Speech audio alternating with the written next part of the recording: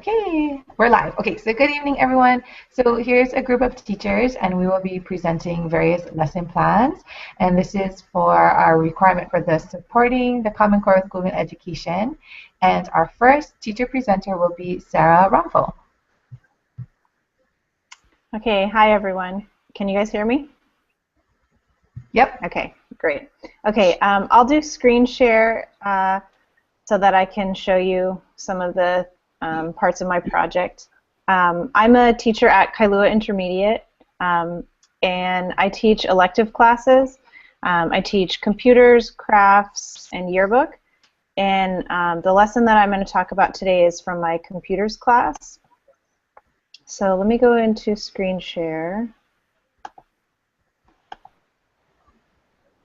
Oh, Shauna, it's doing the weird thing that yours was doing. I know. I don't know why it does that. So try playing around with them. Okay, so let me try the other kind of screen share, Google Hangout share. It looks weird to you guys also, right? Yeah, I know. It's like we're in the funhouse mirror. So is there anything I can do about that? Try click on one of the other tabs and see if your tabs will do that too. Oh, your tabs are clear. You're good. Oh, okay. Yep. Okay. So let me tell you just a little bit about the project. The project, so it's from my computer class. So in that class, we work on all different Google apps, and then we do some Photoshop, and we do some movie making. So this project is part of our zombie unit. So I don't care about zombies, but I thought it was something that the students would kind of be into, and they totally are. So this is a project that I did, this screen you're seeing is a project that I did last year. And basically, in this one, they use Google Sheets, they use Google Maps and Street View, Google Drawing, Photoshop, and Google Presentations. So it's a big project that uses all different Google things. And it was a successful project that I did last year. So this year for the class, I knew I needed to do something different. And so what I decided to do was to add on a writing part. So what we're looking at now is this is the writing assignment sheet that I prepared for the students. Can you guys hear me okay? Yes. Yep. Okay, it's just kind of weird because I'm not seeing your face anymore. I'm just seeing my screen. So this is the instruction sheet that I gave the students, and this is a new part of the zombie project. So it's a writing assignment, and I'm not an English teacher, but I wanted to challenge them to write and see what we could get. So what we had to do, I gave them 3 prompts. I did this as part of our zombie project because they are interested in the topic. I chose for them to write 500 words rather than having a limit of like 1 page or 2 pages because they always like to change fonts and pick fonts and stuff. So that way they can use any font and any size that they want. They just have to write enough. We did, number 3 says rough draft in Google Doc. So they first had to write just black and white, you know, a white page, black letters, write it up in Google Doc. And so they got some points and were graded for that, the rough draft, just the writing. And then number 5 says final format, be creative. So for that, they could take what they wrote and do something more with it. So they could put it into a Google presentation, they could make a movie with it, they could do whatever they wanted. And then here were the 3 prompts. So we'd been talking about this zombie apocalypse situation. So the first one was, how did this happen? The second one was giving some tips of how to stay alive. And the third option they could choose to write about was, what would you do? So I was trying to give students some different options. If they're not interested in one part of the project, you know, could they take it from a different angle? So they got to choose which of those to write about. And then I have some student samples to show you. So this is a rough draft. I made it anonymous and took out the student names. But the writing overall was pretty good. And I did show them, it's real quick and easy to count your words. In Google, you just go to Tools and Word Count. So this student has 589 words. So she's written enough in her rough draft. Here is another rough draft. So they did the rough drafts. We did peer editing, and so they shared it with someone and got some comments. Those seem, I noticed today that they have disappeared, the comments. So I don't know if it's because I made a copy of this. Notice I didn't make this one anonymous. So those are 2 rough drafts, and then here are a couple final projects. So the student who had written this one took it and put it into a Google Slides presentation, and she made it look like a journal. So this is how she made it more creative. Took what she already wrote and then turned it into this look. The next student made a board. So she printed out her script. This is so like middle school, these boards, right? So she printed out her story here and then has like a diorama that she made. And I have a few pictures of hers. There's like a close-up. She made a pull quote. This is her story. So her story is about this insane asylum that created this first zombie. And then the third student sample I have is this one. So she kept hers in Google Docs, but she added some fonts and some pictures.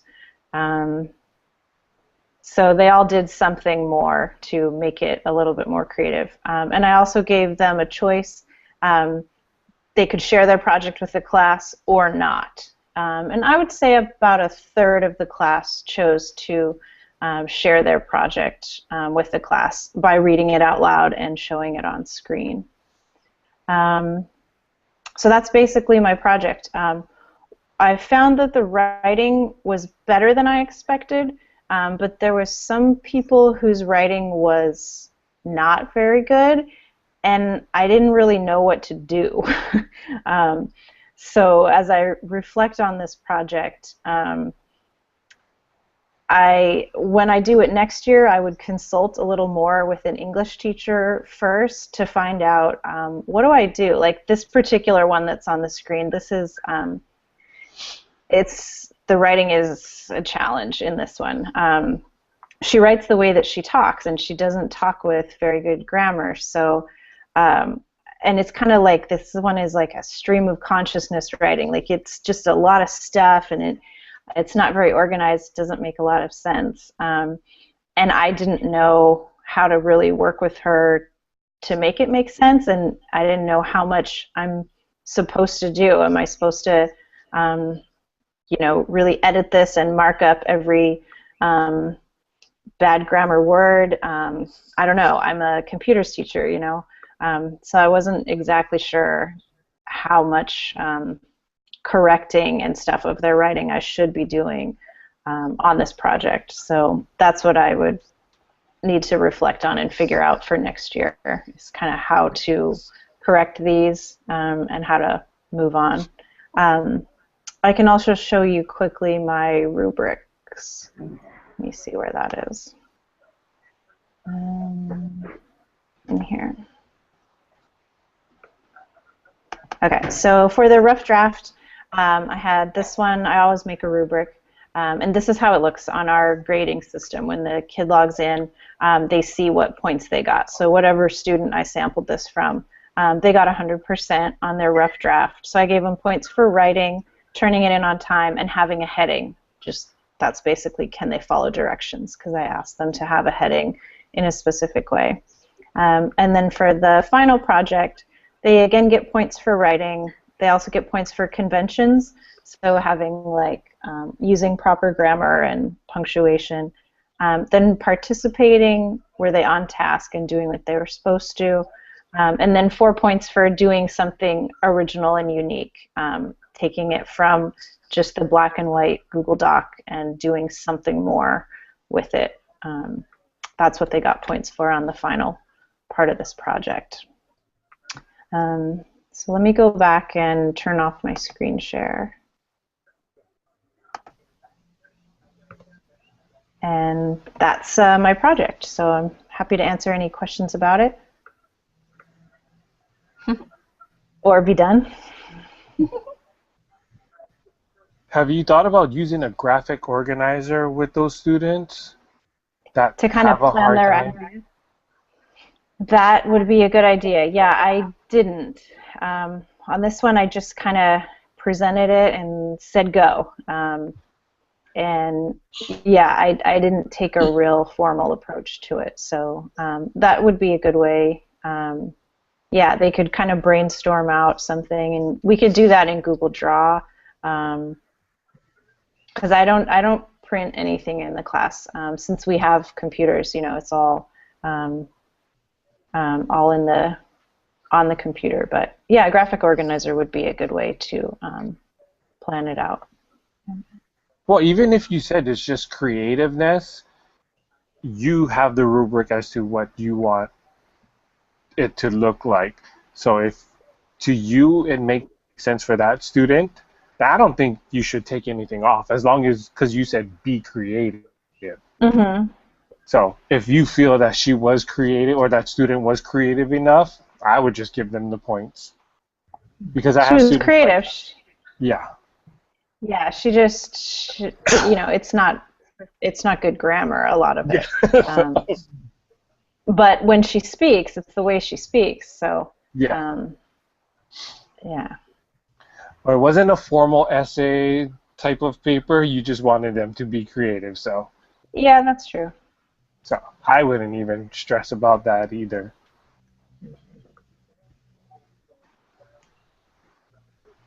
Okay, sounds good. All right, so our next presenter is Caroline. Yep. Okay. Hi, my name is Caroline Goya. Sorry, my computer doesn't have a camera, so that's why the avatar is there. But I am a third grade teacher at Waikawaina Elementary, which is in Hilo, Hawaii, if you can hear the koki frogs behind me. I teach third grade, and I actually am in an inclusion classroom this year. So there's a special ed teacher that teaches with me, along with an educational assistant, and we have a class of 24 students. So what I'm going to do is I'm going to show you, I'll do my screen share. And sorry. Okay, so, no. Okay, let's see if I can do it this way. Can you see that screen?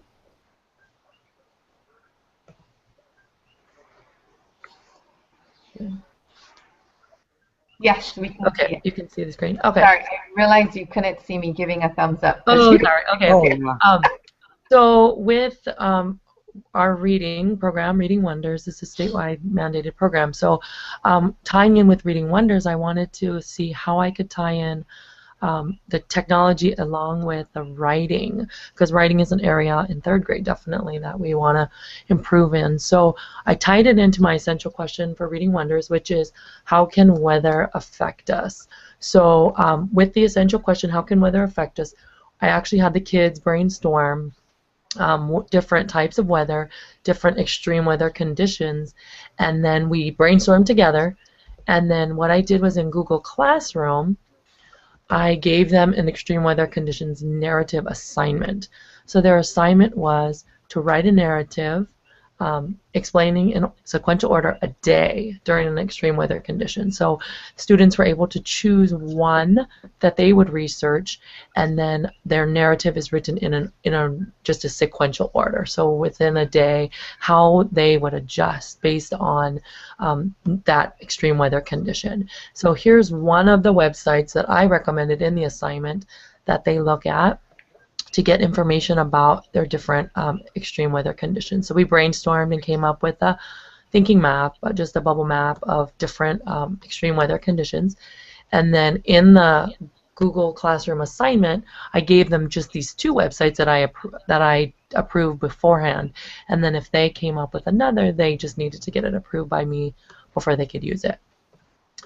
And then what we did was, so in my Google Apps for Education website, I went and posted my lesson plan. So here's my lesson, here's a copy of the lesson plan and the different standards that we're focusing on. With this one, there was a lot because it is writing. So it's coming up with researching a different topic, researching topics, writing a narrative, but actually having factual information based on their extreme weather conditions. So using technology, using the internet, and then basically it is a research-based project, but the format is in the format of a narrative writing. So we tied it in with Reading Wonders again, showing them different weather conditions, having them brainstorm different weather conditions, and then researching, and then with that turning around and writing a narrative. So there comes their own experience and also their own voice and how they would adapt or react to a situation like this. So there's just a copy of the lesson plan that I had put into my sessions for the actual website. And then here's just here's one example. And so what I did was, this is just an example of one of my students, her narrative, and she actually did do a pretty good job. I gave her some comments previously, and so she did make some corrections, but basically the biggest thing for me this year is getting the kids to feel comfortable in Google Classroom and also using additional things through Google Classroom, for example, the slides, as well as Google Docs. And then again, with being in an inclusion classroom, a lot of my students this year had a really difficult time just not only manipulating and maneuvering computers, but typing. So the tool that I really liked on Google Docs is the voice typing, because then it allowed the students who were not as proficient in typing to type using their voice. And for the most part, they did pretty well. We did have to go back and adjust a lot with punctuation, but for the most part, they were able to type speak pretty clearly, and they did get much better at speaking clearer, so that their typing was a lot more exact in what they said. But we did have to go back, add the punctuations, the capitalizations, and some grammar here and there, but it did allow for everyone to have a better opportunity to share and participate in the assignment.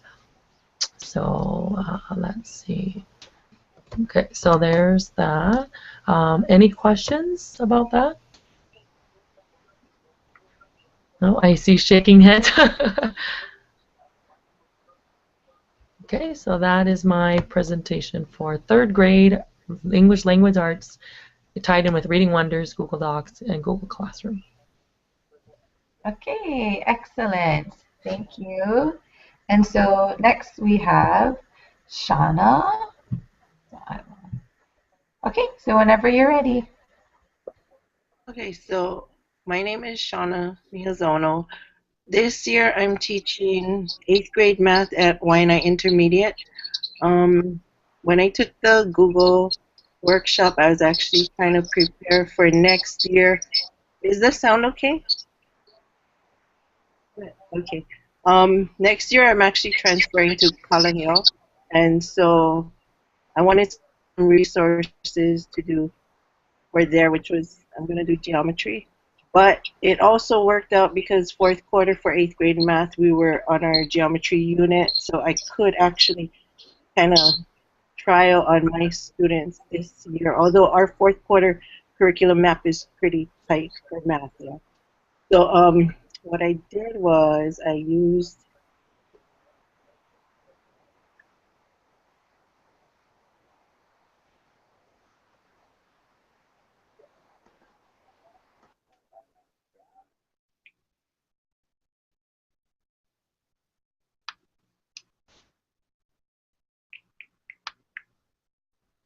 okay, so I took the Google Draw class, and there was a lot of information in there, but what I mainly focused on was this add-on extension. It's a MB ruler, and when I put it on it creates these three little options here. And this first one, it makes a protractor, which is nice. And the second one, it puts on a coordinate grid. And then the third one, there's now a ruler, and you can kind of slide measurements. So my students, they're really, really good at playing with all kinds of add-ons or extensions. So what I wanted them to do was, we're working on Pythagorean theorem, okay, and it's where you have a right triangle and you're calculating the measurements of the three sides. And especially in math, students ask me every single content.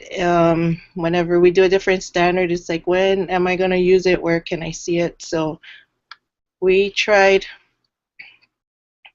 this is like just any image, and then imposing the protractor to try and find right triangles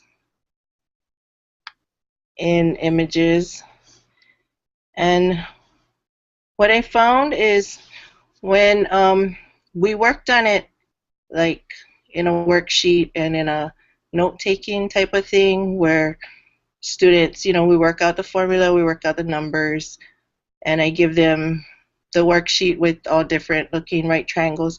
But then when they do something like this, they look at each other's work, and it's not exactly copying, but when they see what one student does, and then they go in and they say, oh, you know, I can find something like that too. And then so I get way more engagement, you know, from more students than normally.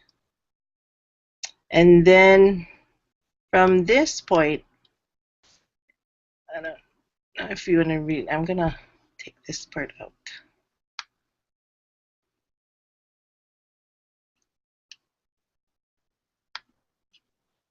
Okay, so after they find, you know, the picture and they find the right triangle, then the next step would be to add on the ruler option so that they can take measurements and then solve it. But then I go back and forth, you know, like we did other activities for Pythagorean, and then we also do a lot of the practice problems where they actually have to do the number operations, and they have to get good at, you know, doing the a squared plus b squared equals c squared before they can actually do it on the pictures. But it makes a big difference, you know, especially the students who, they look at a worksheet and they shut down as soon as they, you know, just writing out and doing the calculations that way.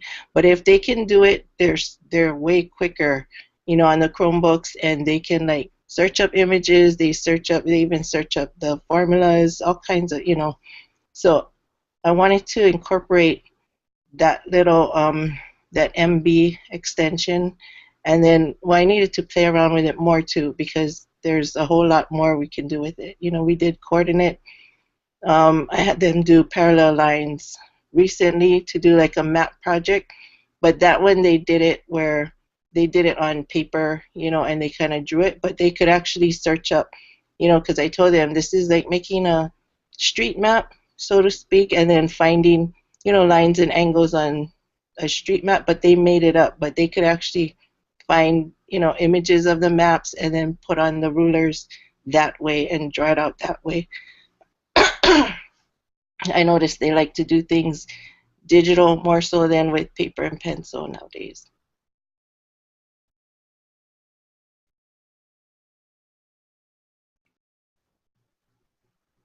Are there any questions or? Sounds good. Okay, all right. Our next presenter then is Thomas.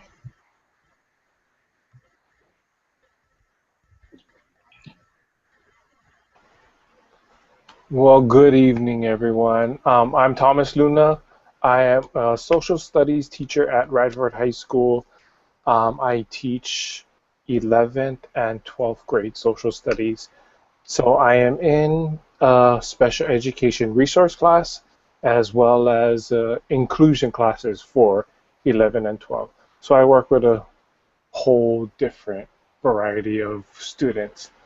But for my kids, I focused on the smaller class setting, my resource class. So, being that it's presidential election season and I'm in participation in democracy class right now, I decided to piggyback off of that and make my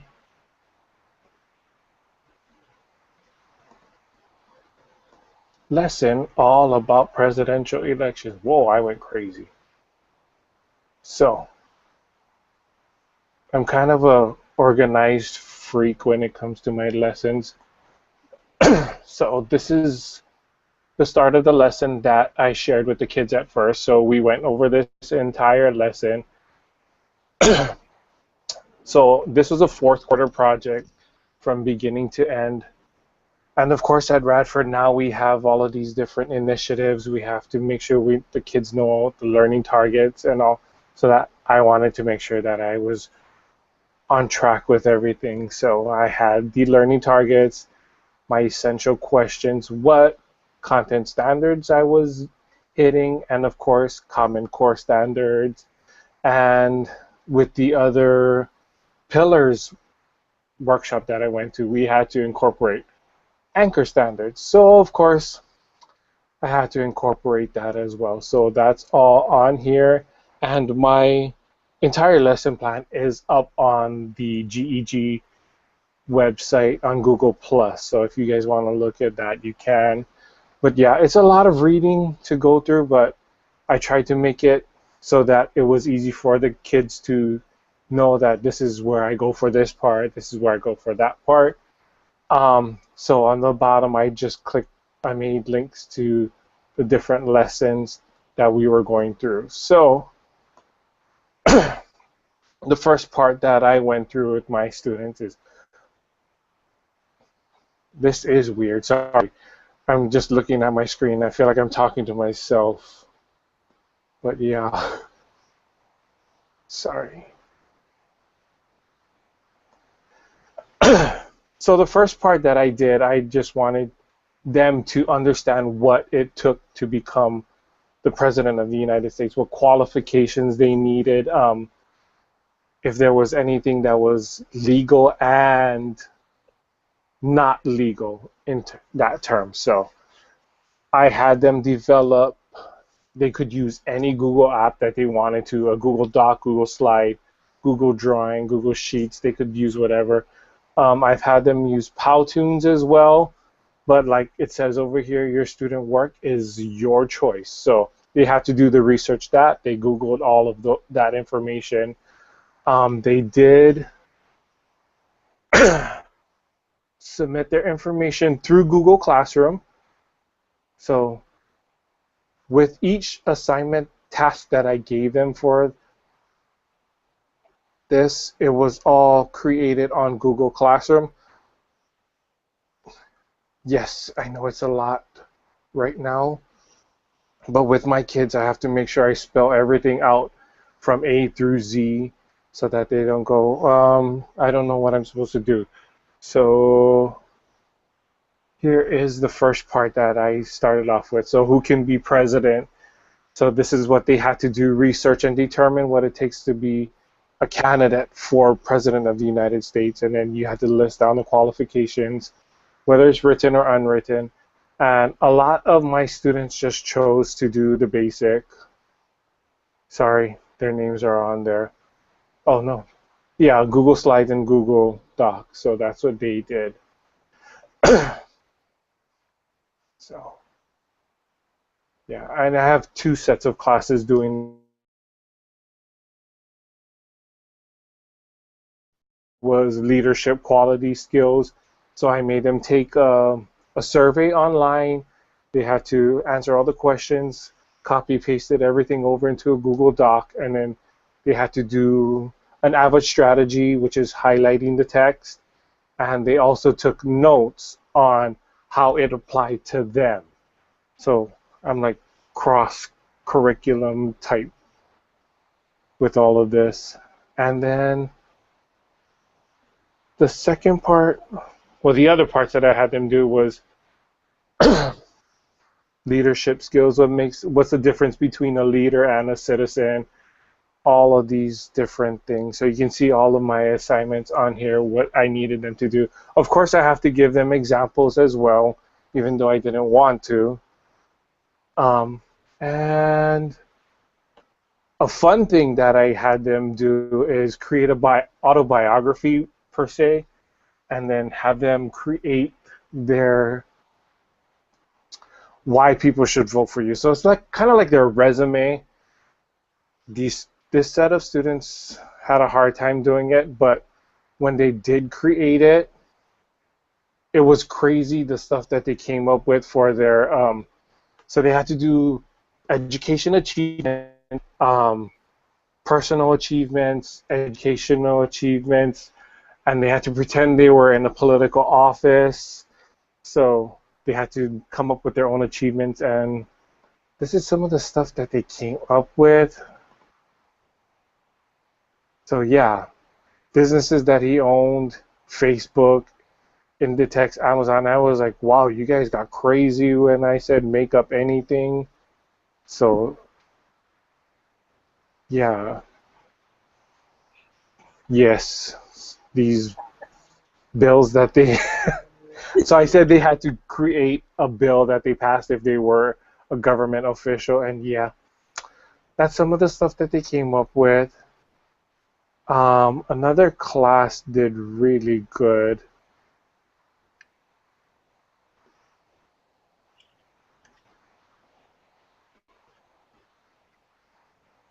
Sorry, I should have had all of this up.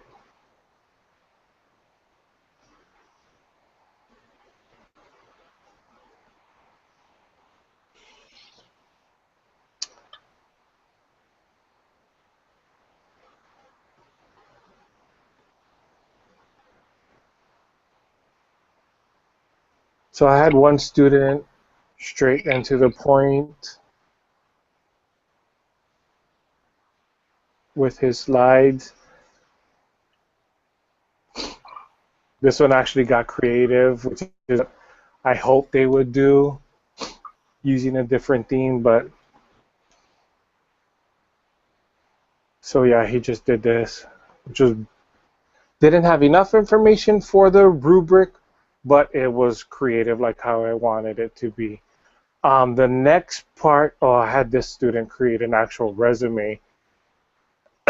It was hilarious because these kids are not going to become a businessman or hold any type of law degree. I can guarantee that. But yeah, this one just created a resume. So trying to keep it fun and upbeat, we moved on to political stance. So they had to choose whether they were Democrat or Republican. And I gave a list of 24 big issues going on in America right now. And they just had to pick 12 and give their political party stance on it. And they had to create their own ideas on what to do to help the problem or help keep it under control. So that's what they did for this one. I'm not going to go through that one because it's a lot of slides. And a lot of these kids went crazy because they love, because once they see another student's one and it looks better than theirs, then they get all crazy and they're like, oh my gosh, I got to change minds. And I have so many revision histories for these students. Sorry, this is not supposed to be here.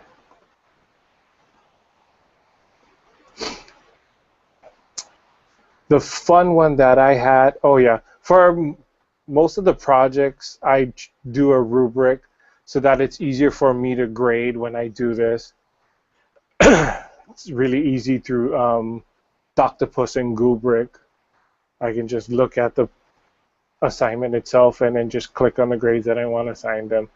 My 7th period class got really crazy with the digital, their campaign posters. So this is what I showed them, that it was just my example for their campaign slogan. They had to do the one-liner, have to have your picture on it, political party, of course. And I just gave them an example of what not to do because you are not trying to be a president for, not president, sorry, a candidate in Hawaii. So this wouldn't make sense for them. So I showed them what not to do as well. And then I showed them for their campaign ad what they had to do as well. So all I did all of this in Google Slides, and a lot of my students jumped on that, and as you can see, it's just different parts of.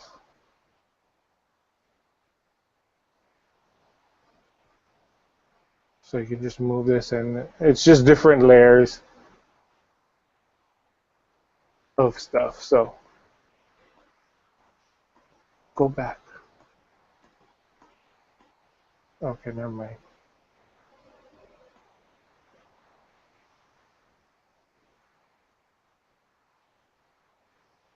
Okay, sorry. So yeah, I had that. This is what they had to do for. So it was 2 campaign posters, one for their slogan, which is this one, and basically their standpoint on what they will do. And this is the craziness that my kids came up with for one class.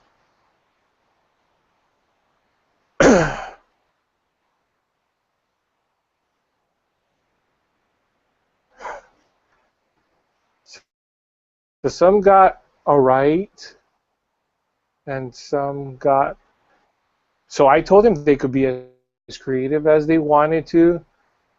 Some even just. Okay, where?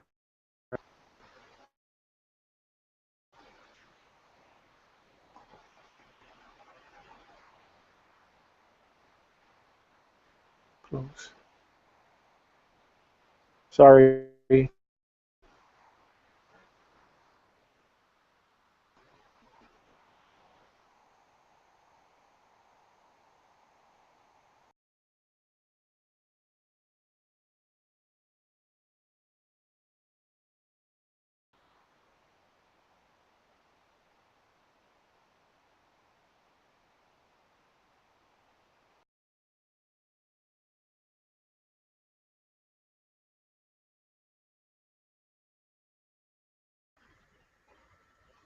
Thomas, can you hear us?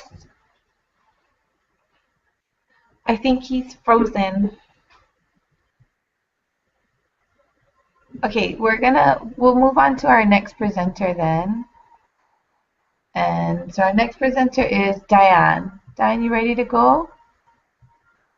Okay, let's see if I can. Okay, so how do I present my screen? So you would do the screen share. Screen hit share. Okay, there we go. Mm-hmm. So we'll just do entire screen. Yeah, and if it gets all funky, then if you switch to the tab, it'll. Yeah. Okay. Okay. Okay. So we got all funky. Okay, let me switch to the other. I think Okay, even so if it does that, you can switch to your whatever tabs you want to show us, and those come out clear. okay.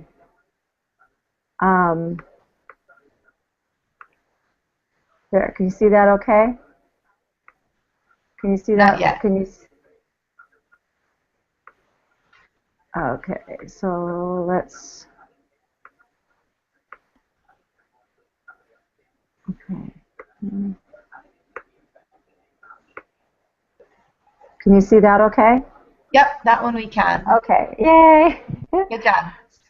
So what I decided to do was a revision of an assignment or lesson I had done earlier in the year with e-portfolios and Google Sites. Originally had the students set up So let me introduce myself first, I guess. Diane Foulks. I teach at Waimea Canyon Middle School here on Kauai, and I teach media, yearbook, and I'm also part-time tech coordinator for the school. So the lesson that I'm doing today was for my media class. So last fall, I had them set up a Google site for a media portfolio, electronic portfolio online where they could share their videos and different things like that. For various reasons, we really didn't use it to the extent that I had originally planned to. So I was looking for ways to keep the learning going until the end of the school year, one of the thoughts that I came back to was electronic portfolios again, partly because we have student-led conferences. We just had them this past week. So the students were already in the portfolio mind where they had to create a paper portfolio that was either in a binder, depending on the grade level, 6th, 7th, or 8th. They had to create a paper portfolio that had an artifact of each of their classes that they were going to then share with a parent or guardian or somebody to share their learning. So I decided to then come back to the thoughts of portfolios for the students and have them create an electronic portfolio.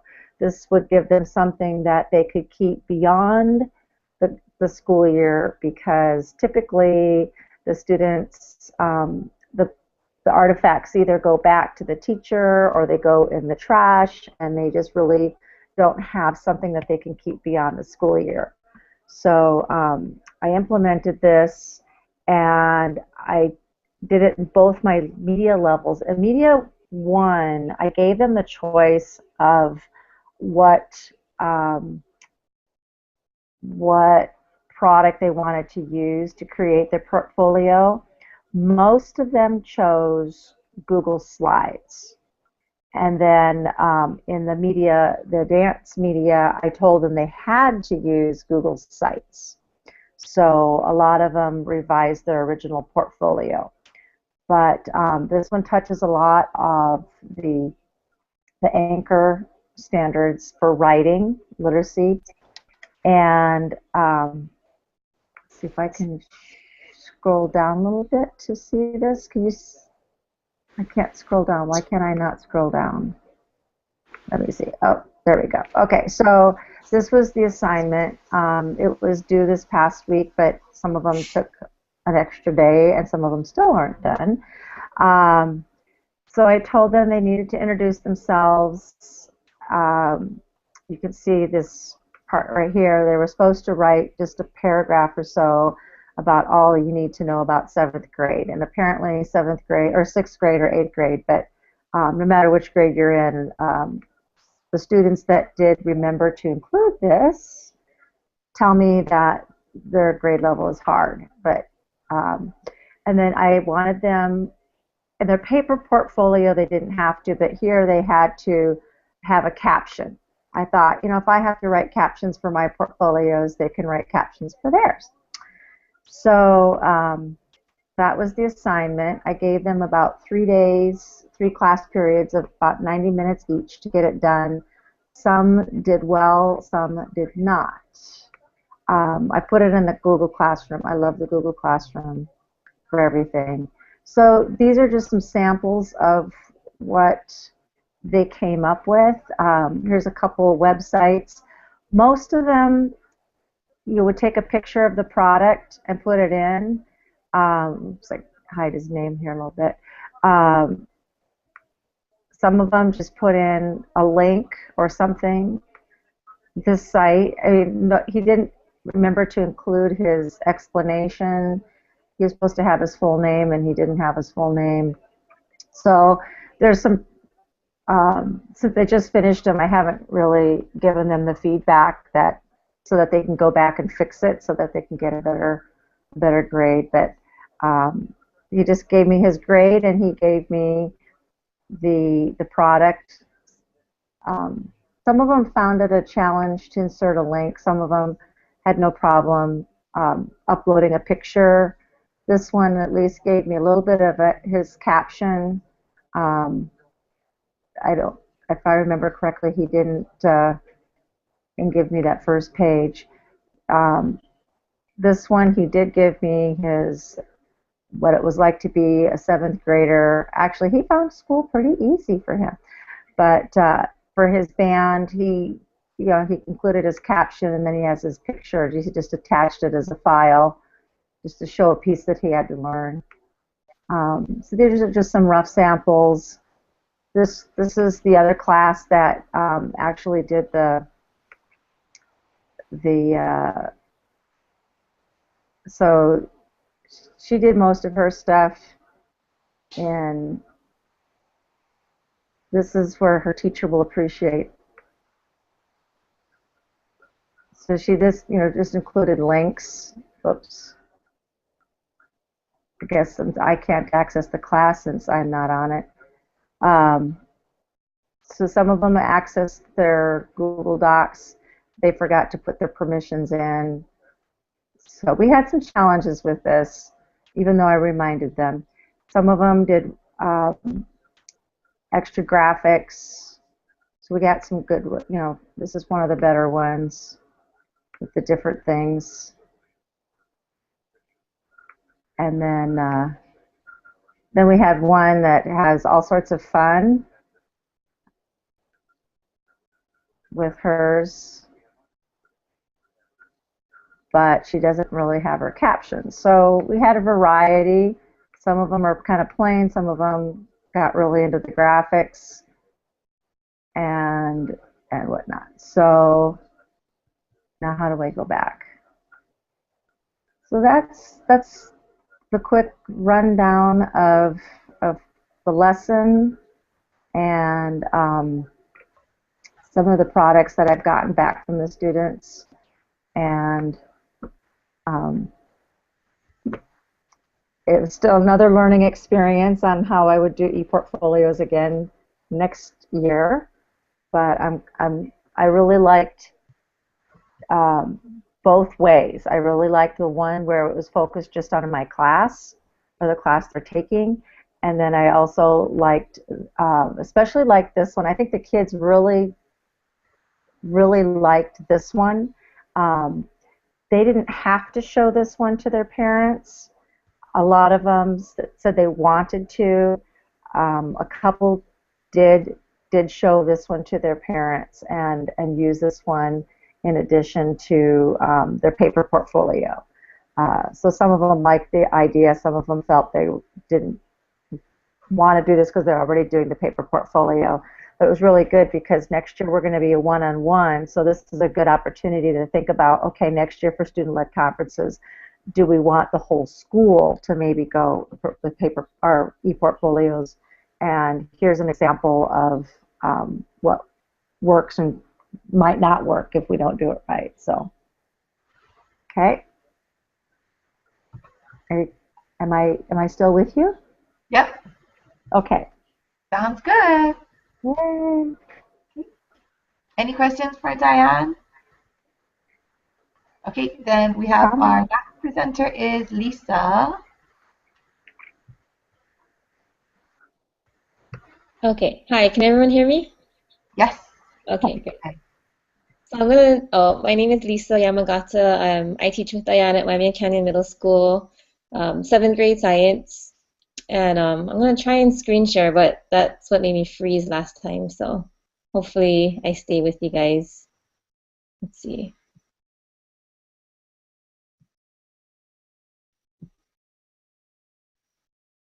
Okay, well, at least I didn't freeze. Okay, can you folks see that? Yes, everybody has their microphones. Sorry, we're all muted. Yes, we can. Yes, yes. Okay. So I'm glad you're, Lisa. I'm glad you're sharing this because I saw that you'd posted this on the community. So I really want to hear how this worked for you because I know you've been really interested in Pear Deck. Yes, I know. I liked it. Too bad we can't get the premium version, but so anyways, at the Google Summit, I attended the Pear Deck session. That was the first time I had ever done anything or really heard about Pear Deck, and so I wanted to keep it simple. It was just a 1 period, 90-minute period lesson. And basically, it was about a follow-up to my mutation stations. So the kids previous to this had done some station rotations to learn about what a mutation is, what causes mutations, and so forth. And so in the lesson, I started off by playing a Kahoot game just to review the mutations. And then using Pear Deck, I wanted to introduce some new vocabulary, specifically the two words variation and adaptation. And so I have some screenshots here, but I think I can show you folks this. So this was my actual slideshow that I created using Pear Deck. And I like Pear Deck because it really keeps it simple. Like Google Slides, you can get kind of lost in the, the fonts and the colors, but with Pear Deck, it's pretty straightforward. You can't really change anything except the actual content. So if you're in teacher mode, this is where you type in, you can type in whatever you want to type in here. And then this is what the student would see. So there's all kind of different slides. You can just make a normal slide, or, you can, what I like the best is you can ask these questions. So this slide was a multiple choice question. So on my projector screen, it would show this picture, but on the students' iPads, it showed this question, and then they just select whatever answer that they want. And so there's all kind of different questions. So this one was a free response text. So I kind of just wanted to play around with the different functions using Pear Deck. And then we also played a moth hunt game. So, I wanted to try and mix it up with some technology, but also some non-technology activities. So we did a moth hunt in the room. And then I finished up by asking my 2 exit passes. So this one was 1 exit pass question. It was a free response. And this was their another exit pass question, and this one was a slightly longer free response question. And the cool thing with Pear Deck is even on the free version, it will generate like a Google Sheets. And so I took a screenshot of so this is my period 5, and this is all the students' responses that it collects after I end the session. And so it's after attending Diane's Flubaroo session that she did at school, now I can think you can actually use Flubaroo to grade this since it's a Google Sheet. I didn't think about that earlier, but you could do that.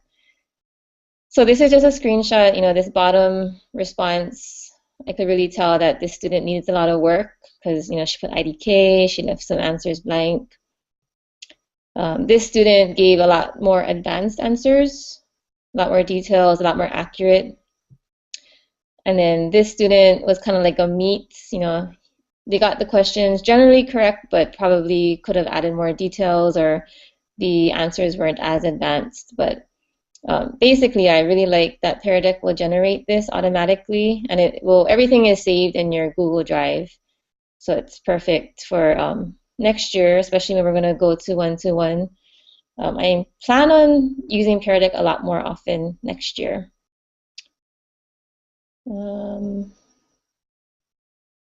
I think that's, let's see. I think that's pretty much all I wanted to share.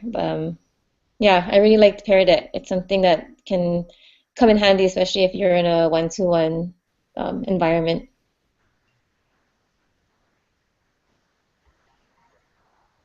Sounds good. So anybody have any extra comments or anything that they want to make before we finish up? I just want to say thank you, Shauna, for helping us out with this. Yes, I really thank appreciate it. I would not know how to do any of this. Oh, no, my pleasure. You guys did really good. I really liked everyone's lessons. They were very, very good, and lots of stretch learning and lots of different applications with the app. So this was a really good group. I hope people actually watch it because it's really good lessons. Okay, so I will send you guys all the link. I'll just email that to you. And if other than that, good night. Good night. Thank Thank you. you. Good night.